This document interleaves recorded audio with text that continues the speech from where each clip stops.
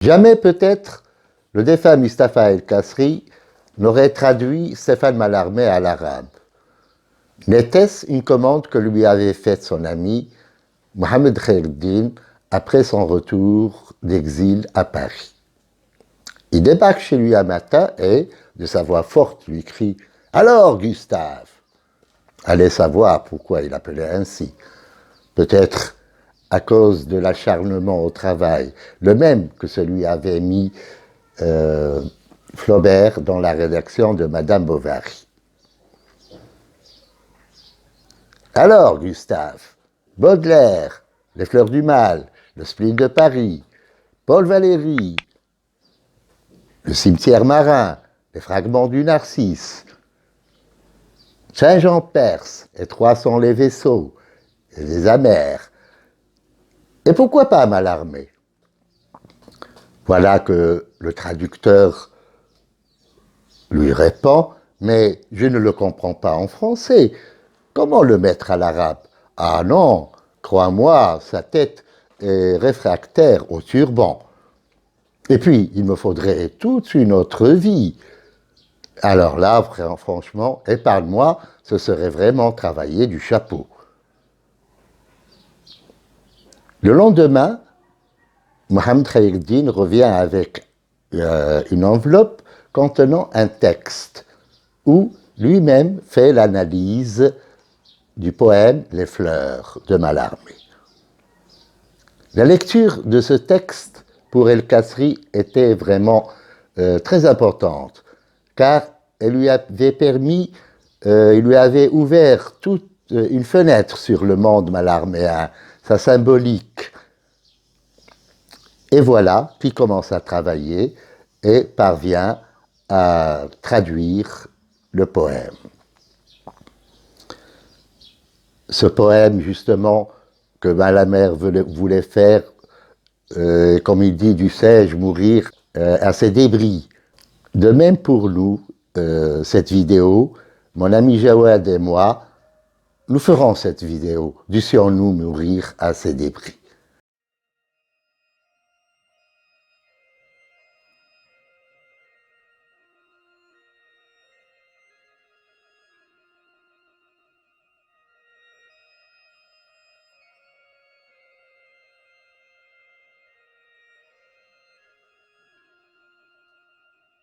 Des avalanches d'or, du vieil azur au jour premier et de la neige éternelle des astres, jadis tu détachas de grands calices pour la terre jeune encore et vierge de désastres. Le glaïeul fauve avec les cygnes au col fin, et ce divin laurier des Indes exilées, vermeil comme le pur orteil du séraphin que rougit la pudeur des aurores foulées. Hyacinthe, le myrte à l'adorable éclair, et, pareil à la chair de la femme, la rose cruelle, Hérodiade en fleurs du jardin clair, celle qu'un sang farouche et radieux arrose. Et suffit la blancheur sanglotante des lits, qui roulant sur les mers des soupirs qu'elle effleure, à travers l'ensemble bleu des horizons pâlis, monte rêveusement vers la lune qui pleure. Hosanna sur le sistre et dans les encensoirs. Notre-Dame, Hosanna du jardin de l'Olympe, et finissent l'écho par les célestes soirs, extase des regards, scintillement des nymphes. Ô mère qui créa en ton sein juste et fort, calice balançant la future fiole, de grandes fleurs avec la balsamique mort, pour le poète, là que la vie est tiole. Commentaire de Khaireddin. Pour une traduction en langue arabe. On ne saurait présenter les fleurs de Mallarmé sans une analyse systémique de sa mathématique. En effet, chaque vers, et il s'agit ici d'alexandrins, est contrebalancé intérieurement par une dissociation rythmique qui passe du 2 au 3 plus 1 et qui génère un groupe de 2 et de 4 syllabes pour, à la fin, donner un son pareil au Big Bang primordial, à savoir l'explosion en 3 minutes 5 secondes du noyau originel d'une extraordinaire densité. Toute la genèse de l'univers est là, en 24 vers, d'une force majestueuse. Mallarmé indique à la conscience la problématique du savoir ésotérique. Autrement dit, il nous réapprend la Bible avec cette grande sagacité chinoise qui le caractérise. Ceci est un vieux feuillet de grimoire très proche du livre des morts tibétains et des anciennes mythologies païennes. Ce poème est un nombre, un losange au sens galactique. Il est bâti sur le chiffre 9, autrement dit sur le chiffre ésotérique par excellence. Ce chiffre fatidique est toujours divisible par 3. Or, on trouve que le poète a très exactement mentionné 20 substantifs féminins et 34 substantifs masculins, ce qui donne une valeur globale de 54, ce qui donne 5 plus 4 égale 9, et 5 fois 4 égale 20. Autrement dit, la genèse du un et du second, le yin et le yang. Deux principes autour desquels tournent les atomes. Jusque-ci, pas de morale, juste une constatation. Mais il s'inscrit une description de la naissance botanique du monde. Et lorsque Stéphane Mallarmé parle de la neige éternelle des astres, cela inclut le plasma des structures galactiques, autrement dit, ce noyau radioélectrique qui engage de très grandes masses d'énergie magnétique. E égale mc2. Ces fleurs sont les jeunes étoiles de l'univers, le principe même de la résurrection, d'une future fiole, à savoir la résurrection d'une nouvelle pensée quintessentielle, d'un être pur et autre dégagé de ses vieux entendements, non plus malmené par lui seul, un être naire qui pourrait enfin entrevoir ses limbes où le ciel soi-même s'annule. 7 noms de fleurs sont signalés ici et mis en action afin de répondre efficacement à l'attente que l'homme espère de cette création qu'il a mise en marche. En ce monde particulièrement innombrable et d'une complexion furieuse, ne serait-ce donc pas les galaxies que l'Éternel a données après le fameux Big Bang pour éclairer ce qui était, plus qu'un trou noir résorbant une obscurité néantisée?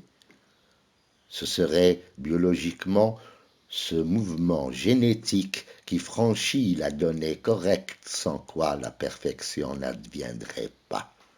Ici, point autre chose que l'idée formidable d'un monde d'une clarté et d'une justesse absolue, une virginité capable de ramener l'homme à sa fonction première, celle de l'aboutissement spirituel des espèces.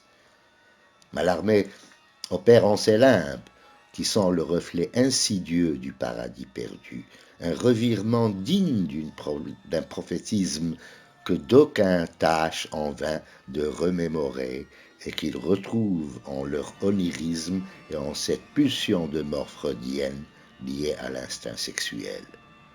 C'est pourquoi la mer ici est la représentation de la mort, et que certaines plantes, au demeurant fort curatives, deviennent, lorsqu'elles sont concoctées, un baume nutritionnel et un véritable poison. Y a-t-il donc là une morale, une gestation propre à recréer quelque issue? Non. Il n'y a là que cette résignation de la pensée craintive, cette très grave déréliction qui nous place en porte-à-faux dans cet univers visible où toute matière s'abolit en une parole dérisoire. Nous pensons qu'il est indispensable qu'un homme aussi sensible que Mustapha El-Kasri traduise ce texte et que tous ceux qui se remettent constamment en cause le lisent. يا من تجليت في القدم فاتقت من عشجة السبول المنحطة من علياء الأزل ومن اللفائف الخالدة لثلوج الكواكب فاتقت ضخام كماء من أجل الأرض التي كانت لا تزال في العنفوان، لم تمسسها بعد عظام الكوارث.